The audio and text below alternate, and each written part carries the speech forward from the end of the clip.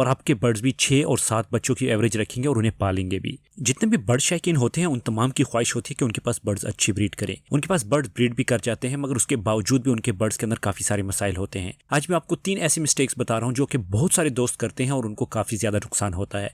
इन mistakes को अगर आप अवॉइड करते हैं, आप इनसे बच के रहते हैं, तो आपको सिर्फ और सिर्फ फ़ायदा होगा और आप देखेंगे कि आपके बर्ड्स की सेहत कितनी अच्छी होगी और आपके बर्ड्स भी 6 और 7 बच्चों की एवरेज रखेंगे और उन्हें पालेंगे भी। अस्सलाम वालेकुम दोस्तों, मेरा नाम है बॉबी और आप देख रहे हैं बर्ड्स लवर। हम लोग मुख्तलिफ किस्म के बर्ड्स की पेयरिंग करते हैं, म्यूटेशन के ऊपर भी काम करते हैं और मुख्तलिफ किस्म के बर्ड्स को आपस में लगा के उनसे मुख्तलिफ किस्म के बर्ड्स प्रोड्यूस करने की कोशिश करते हैं और मुख्तलिफ किस्म के बर्ड्स प्रोड्यूस करते भी हैं। मगर कुछ मिस्टेक्स ऐसी होती हैं, अगर हम लोग उन्हें करते रहें तो हमारे नुकसान हो सकता है और फ़ायदा नहीं हो सकता, जिनमें आज मैं आपको कुछ मिस्टेक्स के बारे में बताऊंगा और उम्मीद करूंगा कि इन गलतियों को आप नहीं करेंगे और आप इनको नहीं दोहराएंगे। तो चलते हैं अपनी सबसे पहली गलती की तरफ। जो नए शायकीन हजरात होते हैं वो बर्ड्स के कलर्स को चूज करते हैं और उन बर्ड्स को आपस में लगाते हैं और उनसे ब्रीड लेते हैं, मगर उन्हें यह पता नहीं होता कि जब हम इन 2 बर्ड्स को आपस में लगाएंगे तो इससे हमारे पास रिजल्ट क्या आएगा। जैसे कि आपको पता है कि अगर हम लोग बजीज की बात करें तो बजीज में अगर किसी भी कलर को केज के अंदर छोड़ दिया जाए तो आपस में पेयर लगा लेते हैं, ख्वाह उनके कलर कोई भी हो, वो आपस में पेयर लगा लेते हैं और उनसे वो ब्रीड लेते हैं।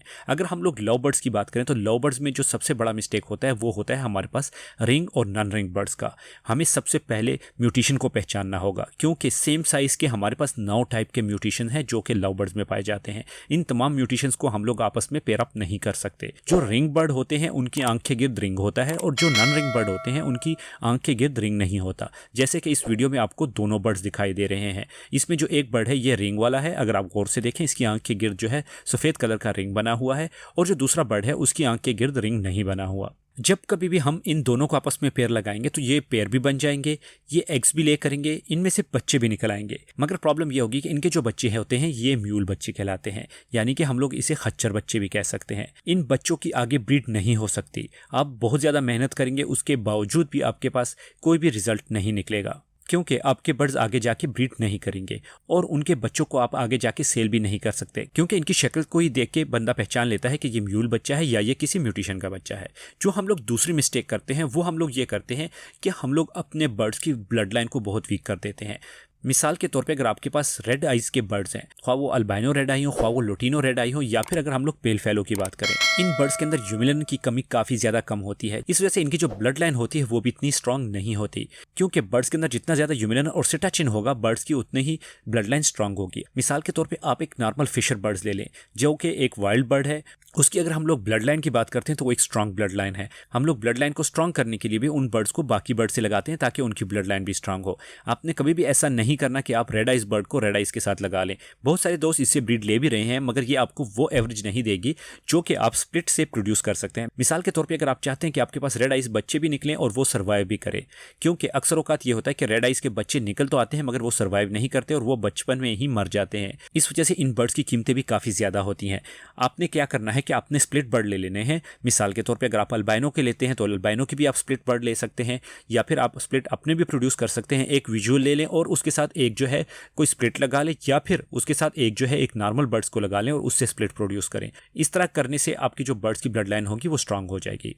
जो हम लोग तीसरी मिस्टेक करते हैं वो भी पेयरिंग के बारे में ही है। हम लोग डबल फैक्टर यूविंग बर्ड्स को डबल फैक्टर यूविंग बर्ड्स के साथ लगा लेते हैं, जो कि एक बहुत ही बड़ी मिस्टेक है। जब कभी भी हम लोग डबल फैक्टर यूविंग बर्ड्स को आपस में लगाते हैं या किसी भी डबल फैक्टर बर्ड्स को दूसरे डबल फैक्टर बर्ड्स के साथ लगाते हैं तो उसमें यह प्रॉब्लम पेश आती है कि उनके अंदर जो ह्यूमिलिन की तादाद होती है वो काफ़ी ज़्यादा हो जाती है, जो कि उनको बैलेंस नहीं रख पाती। उनके जो फीदर्स होते हैं उनके अंदर काफ़ी ज़्यादा प्रॉब्लम्स आ जाती हैं। बर्ड्स जो है वो फ्लाई करने के काबिल नहीं रहता, उनके जो फीदर्स के सिरे होते हैं वो टेढ़े हो जाते हैं और इस तरह हमारे बर्ड्स जो है वो आगे जाके ब्रीड करने के या तो काबिल नहीं रहते, या फिर अगर वो काबिल रह भी जाते हैं तो उनकी खूबसूरती ख़त्म हो जाती है, जिसे सेल करने में भी आपको काफ़ी ज़्यादा मुश्किल पेश आएगी। कभी भी आपने डबल फैक्टर को डबल फैक्टर के साथ नहीं लगाना, बल्कि आप डबल फैक्टर को एक नॉर्मल बर्ड्स के साथ लगाएं तो आपको उससे ज़्यादा अच्छा रिजल्ट मिलेगा, या फिर आप डबल फैक्टर को सिंगल फैक्टर के साथ या सिंगल फैक्टर को सिंगल फैक्टर के साथ लगाएं तो उससे आपको ज़्यादा अच्छा बेहतरीन रिजल्ट मिलेगा और आगे जाके आपके बर्ड्स की ब्लड लाइन स्ट्रांग भी होगी।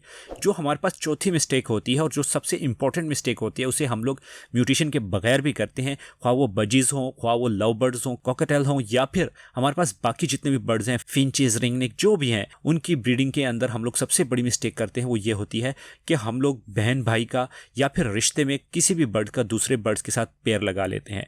मिसाल के तौर पे आपने एक कॉलोनी रखी हुई है, तो आपको अंदाज़ा नहीं होता कि आपने कौन से बर्ड को किस बर्ड के साथ लगाना है। उसमें बर्ड्स एक दूसरे को खुद ही चूज़ करते हैं और उसमें अक्सर औक़ात ऐसा होता है कि सेम एज के बर्ड्स जो होते हैं वो अपने बहन भाइयों को चूज़ कर लेते हैं और उनके साथ वो पेयर बना लेते हैं। इस तरह करने से हमारे जो घर की ब्लड लाइन होती है वो काफ़ी ज़्यादा वीक होती है और थोड़ी सी अगर गर्मी आ जाए, सर्दी आ जाए या और ऐसे किस्म के जेनेटिकल जो प्रॉब्लम्स होती हैं वो हमारे बर्ड्स के अंदर आना ज़्यादा शुरू हो जाते हैं। आपने देखा होगा कि अक्सर औक़ात हमारे बर्ड जो होते हैं वो फ्रेंच पोल्ड बच्चे देते हैं, ये भी इसी वजह से ये होता है। या इसके अलावा आपने ऐसा भी देखा होगा कि आपके बर्ड्स के अंदर लकवे की बीमारी बहुत ज़्यादा आती है, तो वो भी इसी चीज़ की वजह से होती है। आपने कभी भी इनलाइन ब्रीड नहीं लेनी, इनलाइन ब्रीड को आपने अवॉइड करना है।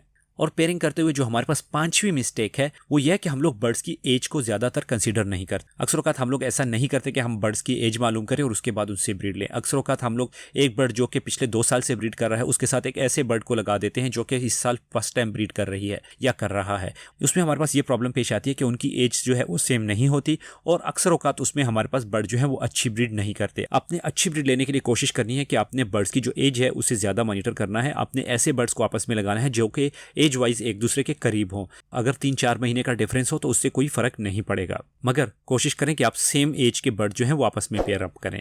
ये तो थी आज की हमारी वीडियो। उम्मीद करता हूं कि आपको ये वीडियो अच्छी लगी होगी। अगर आपको वीडियो अच्छी लगी हो तो आप वीडियो को जरूर लाइक करें। व्हाट्सअप, फेसबुक, ट्विटर, इंस्टाग्राम और सोशल मीडिया पर अपने दोस्तों के साथ इसे जरूर शेयर किया करें ताकि उन्हें भी इससे ज़्यादा इन्फॉर्मेशन हो।